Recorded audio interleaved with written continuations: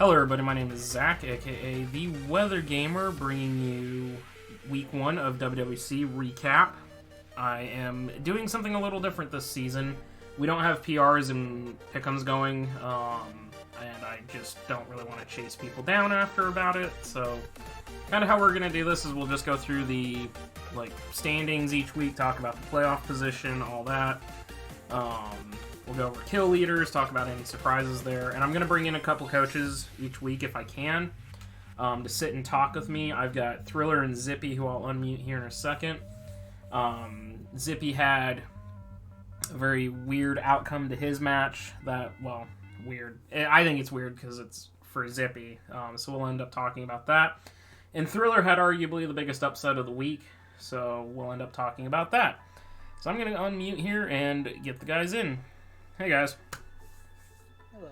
What up, everybody? So, yes, I know there's a couple of 2-0 teams, there's a 2-0 team, a 1-1, and several 1-1 teams. Slick accidentally pushed through week 2 matches, even though I hadn't recorded this yet, and I was like, Slick, don't push any more matches through, please. I need to record week 1.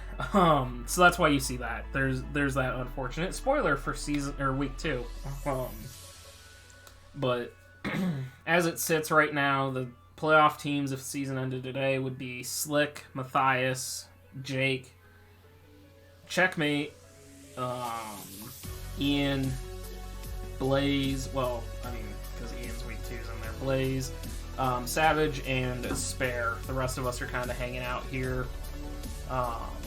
Because only the top 8 may get, the bottom 12 do not. Zippy, unfortunately, you're bringing up the rear right now. Yeah, someone does, but it's unfortunate that it's you. So, here's your kill leader count. We did have, yes, Suicune is tied for first with 6 kills. There is a caveat to that. We had a little issue with that match where Kyurem Black was brought with D-Dance. It happens, okay? It's a new gen, it's a new tier. I'm not mad, I don't blame anybody, but because of that, it goes in as a forfeit. And at the time, Suicune was the Mon in front, so Suicune got the 5 kills, and Suicune had already killed him on, so Suicune ended up getting a 6-0. I don't know. If I can say something, I found it a little weird they noticed it right when Jake was on his second to last Pokemon. Well, what happened there was they didn't get a hold of me until they had gotten to that point. Jake didn't actually realize it until he was down to his second to last Pokemon, and then Jake, because if you go back and you read the replay of the chat, yeah, they didn't realize it until Jake was down to 1 Mon, and then Jake's like, wait a minute, and that's when they got a hold of me. So yeah, unfortunately, D-Dance Kyurem Black was brought. We should have that fixed so it doesn't happen anymore. We got a cool new... We just gotta remind Damien every single week. No, we don't, because Amish just made us our new server. Our new tier on Draft Hub. So he's pushing the notification through so Gigantamax is allowed, and we should be good. So it takes away all of that, because we had some issues in Alpha as well with someone bringing hidden power. I'm trying to think of what else went wrong in Alpha. Somebody brought something that went wrong. Oh, Diancie had Magic Bounce when it wasn't Mega'd. That was another issue. Because of the tier we're playing in, you technically could bring a pre-Mega'd Pokemon. It's kind of like how custom with the wavy. It's essentially a custom game. That's what we were playing in, which is why I was like, hey, can we go get this fixed? And immediately get this straightened out. So that shouldn't be a problem anymore. But that's why Suicune's up here. G-Max Grimmsnarl doesn't surprise me at all. That thing is a beast. Mega Charizard X. Zippy had the unfortunate meeting my boy moment. One thing that really surprises me, Empoleon but that's my own stupidity. I wasn't gonna point it out, but yeah. Yeah, no, that's my own stupidity for letting him pull on agility on me. I'm just looking here in the top 20. What really surprises me, neither Melmetal nor G-Max Melmetal are in the top 20. And well, I mean, Boy's got his clobbered by. Yes, the Empoleon did clobber me, but No, I was talking about Slick clobbering the the G-Max Melmetal. That's true. Conkel there, basically. Yeah. Like, he just kept that Melmetal in check the whole time, so. That's true. I mean, it's interesting. My boy. I'm happy my Dracovish boy is still in the top 10. Yeah, he's in 10th. And he probably would be higher, except Slick kicking in some of those stats. And me just really playing so poorly around his team. I totally didn't. I was thinking he could maybe win Hatterene, but I had so much offensive prowess, I just really pressured Hatterene and just with either one shot or two shot and everything, kind of form of it. But when he brought it, it definitely surprised me. And Cineroar was definitely something I could see him bringing, but he didn't really use it. I think in the end, though, no matter what happened, he had the match won because he had an AV conk, and even if I set up, you're in the wrong week, Thriller. You're spoiling week 2. Well, because that's not Slick in. Slick pushed week 2, so yeah. Well, Mr. Vish has his kills from week 1, so yeah. So Zach actually wants to kind of go over how week 1 went for me, because Ian wanted a favor because Ian was actually gonna go on vacation, and he wanted to play his both week 1 and week 2 match as soon as possible. And I was saying like, yeah, that's totally good with me. I already can build a team up. I already had it planned out, so I was touring full. So Ian and I literally had the first match to start off the season, and boy, did we start off this season so good with that week 1 match. Yep, and I'm hitting the play button on your week 1 match right now, so it's going through. First off, really interested to see that you stayed in versus that Mount St. Helens. I need to back at the play to see. You stayed in with Grimmsnarl against a Steel type. That was interesting, to say the least. Oh, well, it looked like because I was trying to scout out his moveset, because then I saw he obviously has a fire type move, and then later on throughout the match, he actually reveals to not have a Steel type move. He only had Toxic, Stealth Rocks, Lava Plume, and Earth Power. And even if I found that, that was risky.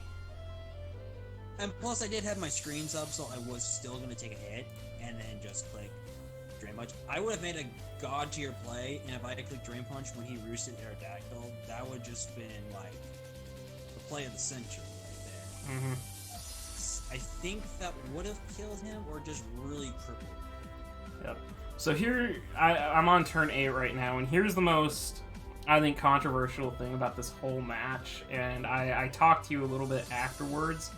I don't understand why you ran sub lefties Psychic Fang Dracovish when he has a Toxapex there, because Toxapex, without a band or a Life Orb, Toxapex will always be 3-shot by Psychic Fangs, and if Ian had just been patient enough, like if he wasn't going on vacation, if he had just been patient enough, he could have stalled out Mr. Fish.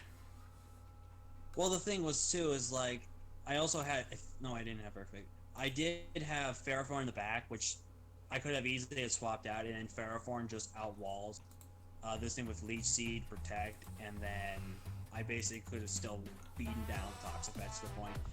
The goal of Mr. Vish was to set it up from behind and just start clicking buttons versus his team and just do mass damage. As you can see, even if it was the standard Pex set, I was doing almost nearly half to him with just Psychic Fangs and Strong Doubles. So the goal was to try to keep Vish basically behind to keep from being... And I was also trying to scout out for the Baneful Bunker. So that's when you saw a double substitute. I was trying to scout out for his moveset exactly what he wanted. Yeah, but the thing is later you do end up getting Toxic. I can't remember if it's T-Spikes or actually... It's from Toxapex. It's from Toxapex, and I think it was from the Toxapex. It was. I just saw the T-Spikes go up. The thing that's really dangerous about that is he could have T-stalled you. If he had really wanted to, he could have T-stalled you. There was a potential chance he could have done that, yes. But again, in the back, I did have Ferroform, which if I had lost Ferroform, then I think I would have been stalled by the end of it. Unless I got a crit or a flinch with the Fangs, then Ian probably would have won the game, at least a 1-0 in his favor. So Yeah, it was risky. It was a risky set. It was also a really weird, risky bring.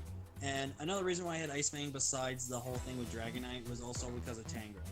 If I can because I was thinking of running Leech Life originally because of like Mew, Tangrowth, and I think Leech Life gets the boosted from Strong Jaw.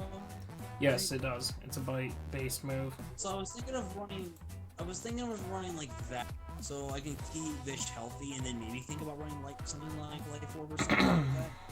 But in the end, I felt like having Ice Fang, which was going to be more chance, but plus a chance to freeze would have been really good for my team because I have one sometimes matches off of freeze and be able to set up for opponents and stuff.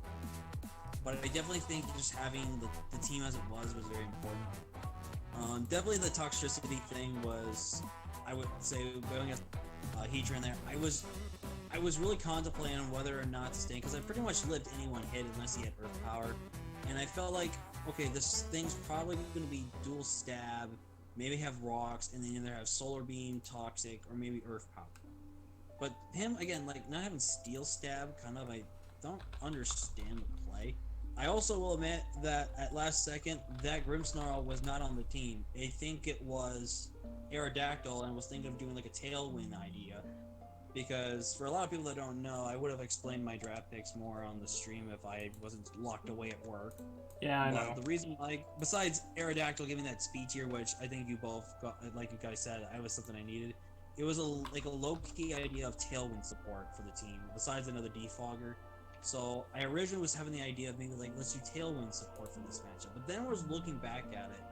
There's no real reason for me to run Tailwind when he's only got pretty much bulk on his team. And the only fastest mon he's going to bring to this matchup is potentially going to be Mew, and then guaranteed to be Heliolisk, and then the Aerodactyl. But if I looked at Heliolisk was most likely going to probably be a spec set versus me. So I felt like there was no need unless I was worried about a Scarf. So, and also Blastoise kind of did some jobs. It did what it did.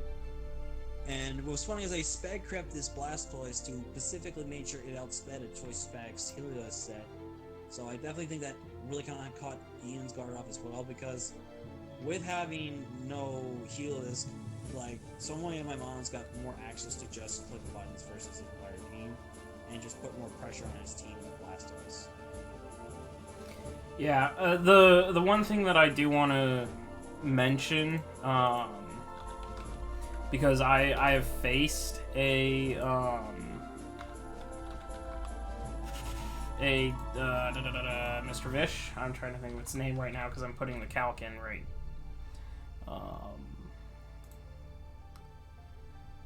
So Banded Strongjaw is still a potential to two-shot Tangrowth. Yeah, I was definitely thinking about that, but it was just like he's gonna probably be like a Rocky Helmet set with Leech Seed and just really weak me down with Vish. And if because Vish was one way I pretty much just kind of ran through Ian's team. And if I had lost Vish, then Vish didn't get to do much. And that was kind of another reason I wanted that sub, because if I can get my sub in before Ian could get Aerodactyl in, and Aerodactyl has a chance to basically one-shot me with its Tough Claws, if I was able to get my sub up before that, he hits that, and then I knock him out with Vicious Ren, or I force him to make some switches, and then I start just either Vicious Ren into a Psychic Fangs and probably knock out the Toxapex, or Psychic Fangs every single time, and then make the reads for Vicious Ren at a certain point, because he never safely reads in Helios unless he knows I'm going to 100% make that move into a Vicious Ren. But I would always just be clicking the safe moves I did. I definitely think in this match with Ian, it was probably the better match I had with him last season, because I will admit last season, it was an upset victory last season that I did defeat the former champ, but I did have at least one or two very important pairs happen on his Mega Mewtwo Y and Crocodile last season, which kind of gave me the win. In this one, though, I definitely think Ian didn't bring his full best team, in my opinion, but he still brought a really good team that could have won him the game if I didn't play carefully. And I definitely think I played this game really good. Maybe probably a few misplays, but I definitely am overall was really happy and stoked that I was able to pick up this win. Starting off the season super strong as well. Yeah, it was definitely the biggest upset that I had seen. It goes back to you beating him last season too, as far as an upset. So, hey, I was just asking questions about your sets. It definitely worked because you ended up winning. So. Yep. It's totally cool. Totally cool. A lot of people always question the sets I bring, and obviously you've already known. Everyone else who's seen your videos, that's seen battles. I am a meme that is called setup. Yeah, you are. I bring any form of setup, whether it's Calm Mind, Nasty, Trick, anything like that. I have brought kind of any type of setup you can see, and at times, does it backfire on me? It kind of does. But other times, people don't expect it, and I can always win the game backwards on that end of the setup. Yeah, we're not going to talk about the Rabombi. I thought we were going to talk about the Butterfree. No. God, no. Enough with the stupid Butterfree. So, that was kind of the one end of the spectrum of surprises this week for me was Thriller beating Ian, and I think that surprised a lot of people. The one that also caught me off guard and surprised me was Zippy's match. And yes, Zippy's still here. He didn't walk away. The Thriller just kind of went, I'm going to talk about my match. Let's go. Sorry, I just wanted to just give out my thought process. No, it's fine. You're good. Zippy and I DM'd while you were doing that. I was like, we'll get to you. Don't worry. And he said, yeah, it's all good. So, no, but, so, Zippy versus Matthias. Zippy is one of the best coaches I know. Matthias, before he took about a 6-month, he was either 6-month or 8-month break from Draft League. I think his last time was in season. It was in season 3. No, he was here for season 2. Season 3 was Ubers. Yeah, he was here for that. He drafted Megaments, Sylveon, Bronzong, and a lot of his current team actually. But he was one of the best battlers that I know as well. And so I thought, okay, these two are going to square off. It's going to be a bloodbath. It's going to come down to like a 1 or a 2-0, one way or the other. It's just going to depend on how it is. And Zippy, you had something terrible happen to you. Yeah, about that. I can't. Your match is playing right now, so we'll see here Yeah. shortly. But Also, we should give Zippy a shout out that he was willing to bring Chimeco week 1. Oh, I love Chimeco. It won the Alpha last season, so like, of course I'm gonna draft it again this season. I absolutely love it. Underrated Supermon. Especially when you. I'm not so especially when you sure. Move rap. Oh yeah, Rap Parasol. I was gonna say, I'm not so sure that it won you so much as you toxic stalling. Hey. I mean, hey, no, Photon did toxic stall you back, so. I know. I that was my answer for beat Mega Aggron and the Alolan Muck last season. That's what I had to do. What I had to do. Yeah, you do. You gotta do what you gotta do. And Salazzle being Corrosion Toxic Stall? Oh, nice. That's what happens. Oh, here comes the D-Dance. Yeah, so you guys can see Charizard just starts D-dancing here, Mega Evolves, and it lands the Iron Tail. That's the really unfortunate thing. It landed the Iron Tail. There's no And basically the rest is history. Wait, this thing got Blitz Kick? Yeah. Yes. I didn't even know that. Mm-hmm. Does that get boosted by Tough Balls? I think it's a contact move. So Yes, it is. And And this man on Zippy was like, yeah, I just got Yeah. swapped by Zach's mask. Yeah. I mean, I'm laughing about it. Calm they bloom. I don't know. It's a pun on Bloom, I guess. so, yeah. Unfortunately, as I said, Zippy ran into the Buzzsaw known as Mega Charizard X, and it 6-0'd him. And the reason I brought Zippy on to talk about the 6-0 is not because I'm like, ha, Zippy got a 6-0, poke fun, you know, all that. It's because it's good to get another coach's perspective of what happens when they get 6-0, because you guys know I get incredibly salty when I 6-0. I hate it. I hate getting 6-0. Yeah, and I think you notice when I get salty too if I ever show you a match like that. Yeah, you mean my Necrozma and APA? No, it was just, I was just, like, it sounded not salty during the thing, I just felt just like, oh, it'll be nice, because beforehand, before our match, there was like 2 or 3 matches, I was just really getting screwed out of luck, or just getting hacked completely, and I was just not feeling it. Yeah. I was happy to play you, and then just, me just not prepping, and just, I think my APA team wasn't terrible, it just was, Yeah. it was just not really that balanced. Yeah, no, it's just that's what... I just think, and I think because I probably should have put taunt on one of my mons. Like Cinderace, I think was originally gonna have taunt. But Yeah, no, but that's I was just going for an example of that. Anyways, but Zippy, your thoughts as that 6-0 unfolded. To kick things off, I was not expecting the Iron Tail Charizard.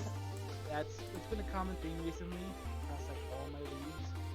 Apparently, I really like using mons that just have crippling type weaknesses like Mega Dynamacy, and I had Pylo and another one. So that's when everyone decides, hey, let's just bring the inaccurate coverage move that will just massacre this thing if it lands. Yeah, but it's like 70 accuracy, isn't it? It's 75 on Iron Tail, I think. But, I mean, I'll check for you guys. It's still, it's something I could have seen coming, but I also was expecting more so it would be like a D-Dance, and then I was expecting... It is 75% accurate. I was expecting Flare Blitz, Earthquake, and then either Roost or Dragon Claw, depending on whether or not he wanted to try to stay healthy while he was sleeping. But actually from that point in time, that Iron Tail was actually a roll to kill I'm looking at. It was a roll in his favor, but it was like barely his favor. It was a 56.3% chance to watch it.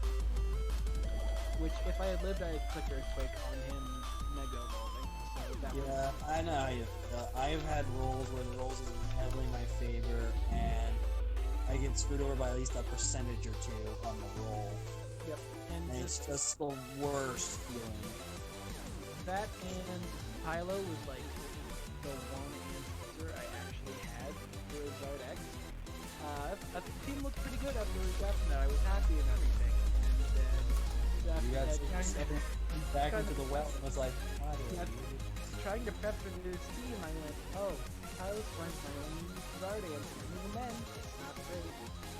I had like my fire resist for like Ash the Ninja, which That's frail. Mega Garchomp, which is tanky, but like you're not gonna be able to take hits over and over and over again. And then Infernape, which is also frail. So the Flare Blitz proved to be an issue, so I just went, oh, pick that Pilot Sled. That'll be enough to build hits. And I had it, I'm not sure what the exact is for why I bought the spread I did, but it guaranteed it lived a +2 Flare Blitz with Thick Fat, but unfortunately Iron Tail does have the extra power because of the Thick Fat, but and then literally just from there, no other mon was able to live a hit from +2. It happens. And ladies and gentlemen, this is why you should always check the movesets of every single Pokemon from front to back, up and down. I didn't expect Iron Tail. I was like, I would have I think no one expects Iron Tail a lot of the time. As someone who has personally used X multiple times, I never ran Iron Tail. I ran Steel Wing because I didn't want to miss. Exactly. I'm super surprised by that one. I do like the Blaze Kick though, just like trying to avoid the recoil damage. Yeah. Even then, I started switching to mons. I'm like, oh, it's okay. He'll have to Blaze Kick this thing, or he'll have to Flare Blitz this thing in order to kill it, and then he might boost eventually, and then that's when I'll get him. And then he Blaze Kicked me and went, oh, never mind then. Yeah. No, that's sneaky. So, but in even further hindsight, I probably should have gone into Vileplume immediately and tried to hope for an effect score for Alex. sleep. But that at that point, it's just you're so far gone. I mean, low-key, FX4 really does come in clutch a lot of times. I've seen it used, and it does come in clutch, so... 30% chance to... I would have gotten poisoned. It wouldn't have done anything really decent. No, or you would have gotten Thunderwave. Ah. So, but yeah, I know it wasn't like a great way to start season 1, especially as the defending champ, because you've got... I mean, there's expectations. I'm sure... I don't know if you feel them, but...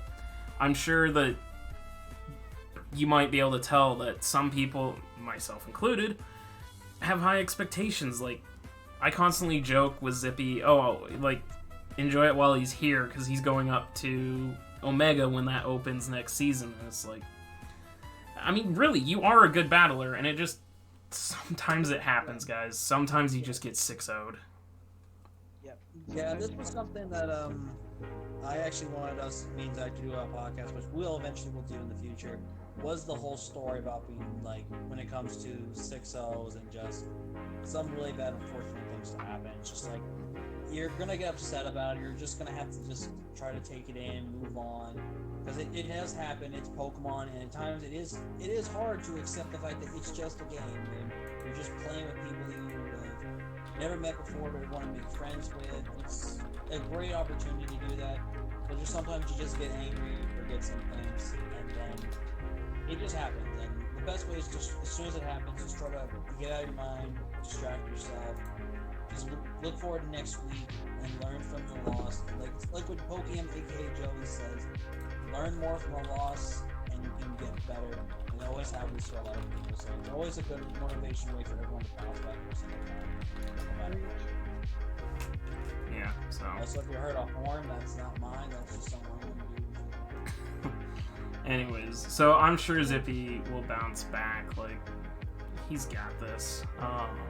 Especially with some new, I just shipped in a new pick from Season 3 PCF. What? Huh? I did not see any transactions go through. Oh, I absolutely snuck a transaction. I don't see said transaction. I'm looking in transactions right now. Oh, wait, I already approved it. I just haven't changed your roster. Did I change your roster? You changed my roster. I did change your roster. I now have a Zard answer. Yay! I have to go... Oh. God, yeah, I gotta go through and,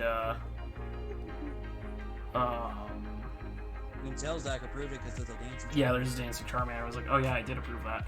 I got some other ones I gotta go approve. Yeah, so transactions, that's the one thing I forgot to cover. Oh no, I already did. Somebody already did. Oh, Slick did it. Okay, well, he didn't mark it off. So transactions, that's the one thing I keep forgetting. From week 1, we have Photon dropping. No, not Photon. Sorry, I'm dyslexic. Slick dropped Lando I for Lycanroc Dusk, and he dropped Wait, what? Other way around. Oh no, he dropped Lycanroc Dusk and Blissey and picked up Landorus I and Armaldo. I honestly think the Armaldo pickup was a necessary pickup because he's got only one way to get rid of Hazard. So he needed another way to remove Hazard. And then Lando I, that gets easy. I mean, it does. It's not the best Defog user. Wait, does he have a ground type already? I don't remember. He does. Yeah, he's got Seismitoad. Seismitoad. This gives him a bit of a flying type as well.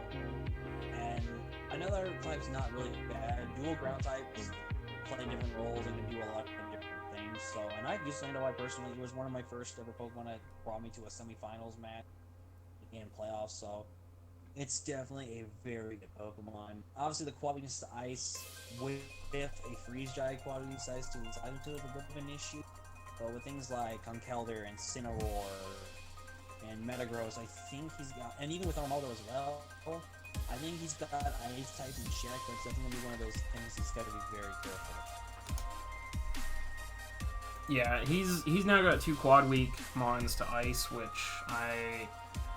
I am not a big fan of that, but granted, how many times have I done that? So I got Wait, no doesn't real. it technically have 3 then if you count freeze dry on the Seismitoad? Okay, well, I mean, from a pure basis, he's got 2, but Yeah, okay, that makes sense.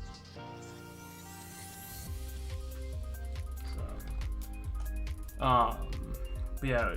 So that was that. Now Zippy went and decided he had to drop and pick up the most disgusting thing in the world, and if you can't tell, I'm a little unhappy because I have to play this thing at some point this season. But he dropped. Good. I have to play this thing too. He dropped Jack, Fortress. we do not face this season. You are fine. Oh, did I survive? Oh, I survived you. You Okay. are safe from it. Unless Not. playoffs. You It's went. not safe. I'm really not happy with you, Zippy. You went and picked up the fattest fish in the world in Alomomola. I was actually kind of surprised that no one drafted it throughout the whole draft. I was too. This fish I've ever seen in the world. I'm not happy, and here's why I'm not happy. He has the most annoying lower tier grass type outside of Shinotic in Vileplume. That thing never dies. You can't kill it. He has Alomomola and Torn-T for Regen Core.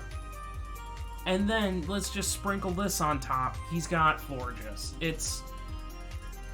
I'm so glad I don't play you now in the regular season, because... Well, if there's one thing I can say, when it comes to Zippy's team now, he's got 2 flying types, he's now got 2 water types. He's gonna have a really big massive electric weakness now. He's got Piloswine. He's got Vileplume. Well, Vileplume takes still. any hit. Yeah, but depending on certain electric types, though, they can have better. Like electric fire, electric grass, electric flying. I don't know. There's We'll like see. dual electrics, advanced swords, something like that would be more. But I think, first off, I think dropping Fortress was probably the better decision. I mean, having dual skill types when one played the defog roll and then one played the spinner roll. They both set you rocks. talk They to both spikes. set spikes.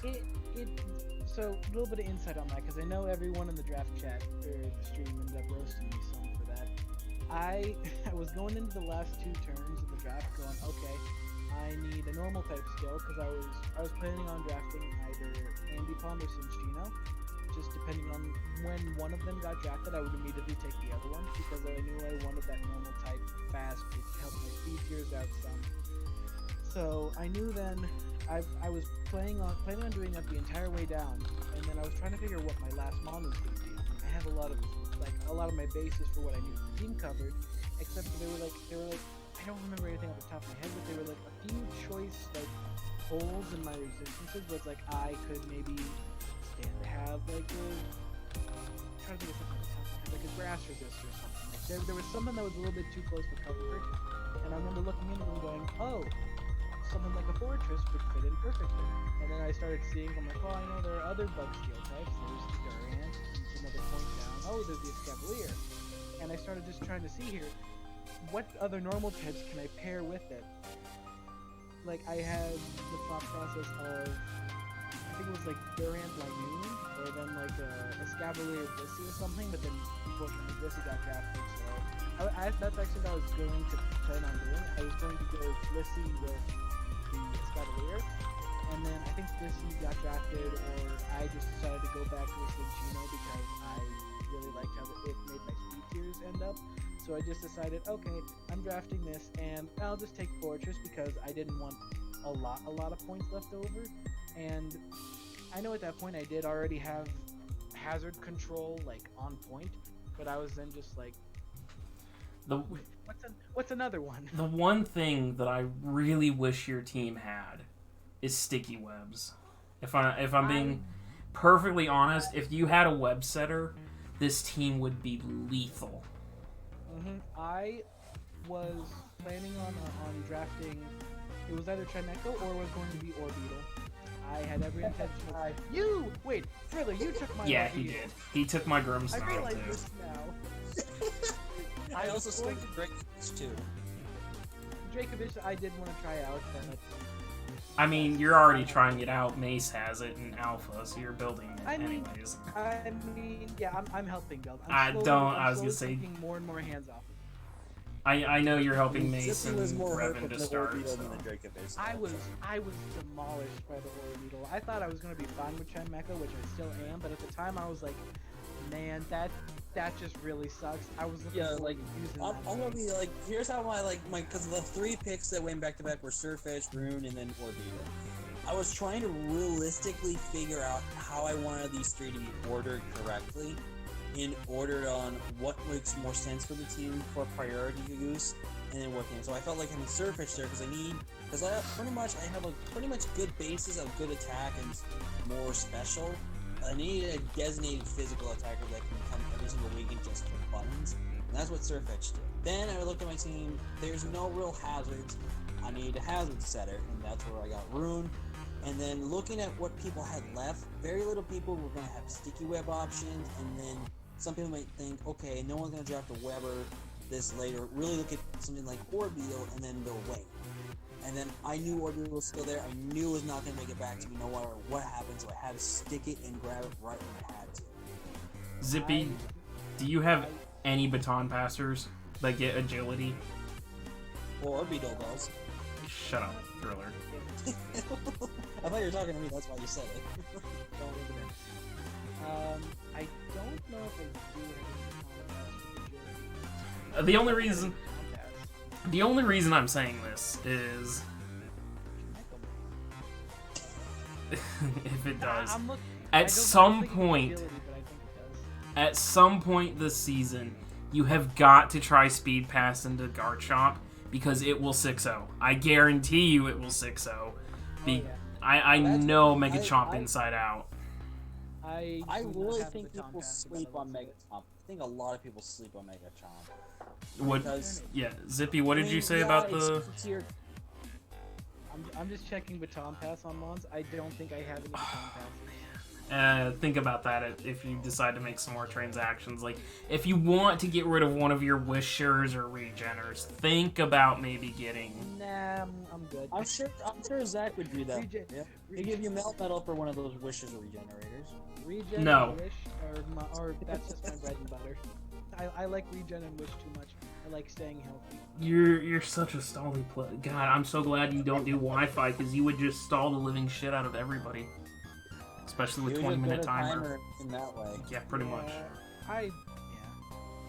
Yeah, but that's gonna be transactions. I'll throw the kill leaders up one more time, and let's see what surprise mons end up here, because in previous seasons we've had some really weird mons make it into kill leaders. So gotta have the low tier mons come up. It's their time to shine. You know, at one point Seismitoad was number 2 overall in kills. I mean, hey, yes, that was because of Huff. Toad. Unload the Toad. That was because of Huff, yes. Huff had Seismitoad up here. Did he bring Rain Dance Toad? Nope. It's just Huff. It literally is just Huff. I thought Huff would just bring Rain Dance 3 attacks Toad. No, Huff is extremely good at his lower tier mons. I think he had AK on the kill leaderboard for a while too, so... That was all the way back in Season 2, though, so... Well, we're talking about a man that drafts Lunatone almost every single draft. I mean, how many times have I drafted Ninetales? So, but yeah, that's a topic for another time. Ninetales is a different story. Yeah, that's a topic for a different time. So, I think that's where we're gonna wrap this recap. This recap turned into a podcast like halfway through, but that's all right. We'll see. We'll see what week 2 has to bring. You guys have seen some of the matches already. I'm gonna go confirm basically every match that is sitting in there because I need to do that. But we'll see. We'll see how people bounce back. We'll see how if people come crashing down after they win. And what happens. It's the beginning of a new season. I'm very excited with how it goes. And at some point, I will be getting some alpha stuff up here because it's just kind of falling apart. So if the alpha coaches are watching this and they've made it to the 40-minute mark, you're not forgotten. I promise. I will get something taken care of. I just have a lot of balls in the air right now.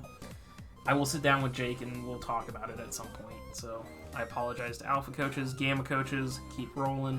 Zippy, Thriller, thank you guys for coming on, taking this 40 minutes to sit, just chat, and work on WWC here. No problem. Always love being up with you here, bro. Always doing some stuff. I don't know if Thriller and Zippy will be on next week. It all depends on who's available, when we do this, and all that. But if they are, they'll be back at some point this season. Trust me, don't worry about that. Especially once we get into playoff time, I'll be pulling some coaches and be like, hey, let's talk about your playoff chances, because I know mine are 0. So I doubt that, but anyways. So yeah, that's gonna be it. Again, thank you guys, and we'll see you guys next time for week 2. Bye.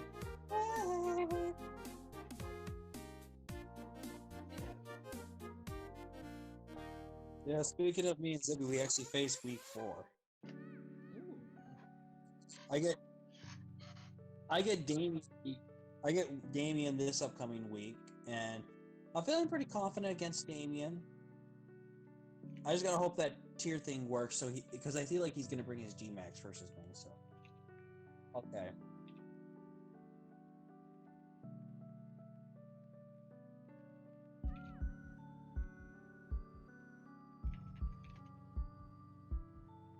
I mean, that's fine. You were making sure the thing worked, which is fine. You just want to make sure it works, so that way if anyone tries to question, you just confirm that you have tested.